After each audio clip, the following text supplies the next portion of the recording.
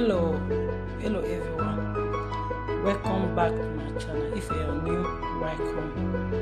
Bonjour bandeko surtout, soyez les bienvenus.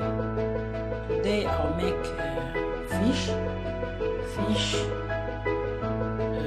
fly fish. I'll do it today, and then I'll use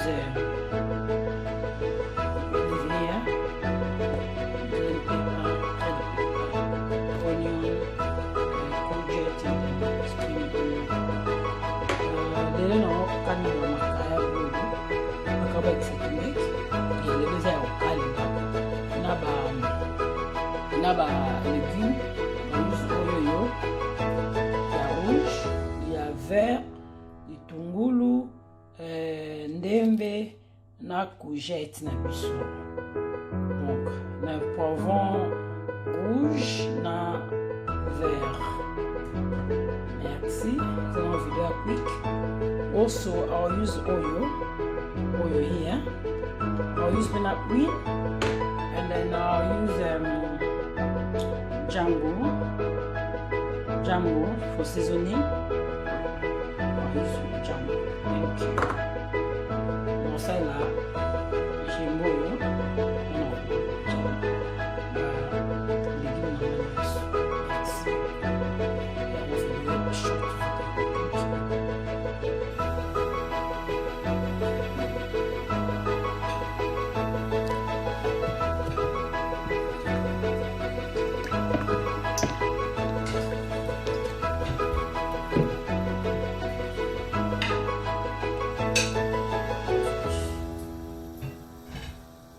Kati yango, I chop all.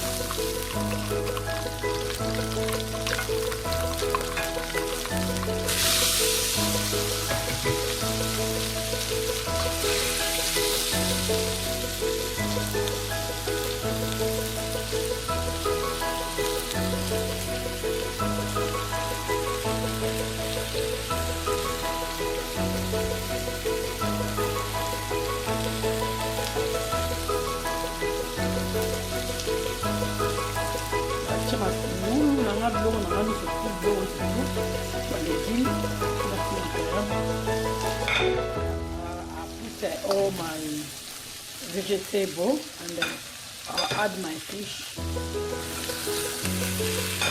And I'll keep it mixed together till all the vegetables be soft.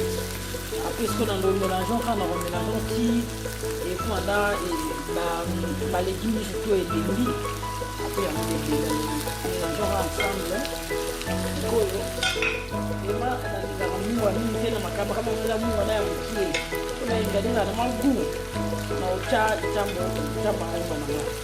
For my seasoning, I'll use this jumbo. I'll use this one. I'll add all this jumbo. I'll add here.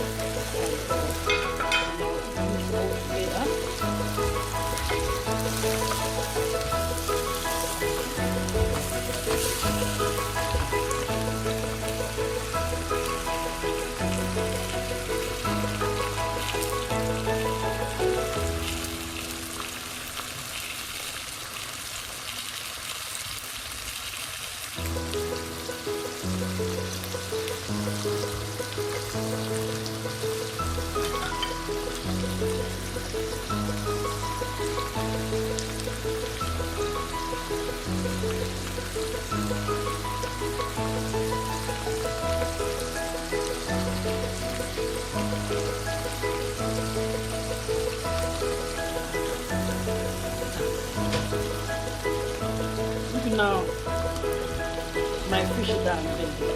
All the veg soft. Once you call by blow the beni, you should come here in the penta. In the penta, so now China send one on the moon. One beni for when I said, Milwana, Nani, Makayabu, Kadi, my Makayabu, we will let him Nama, my Makayabu. Vegetarians who make a work to cook. Now it's finished. Boni Makayabu now spending a belly.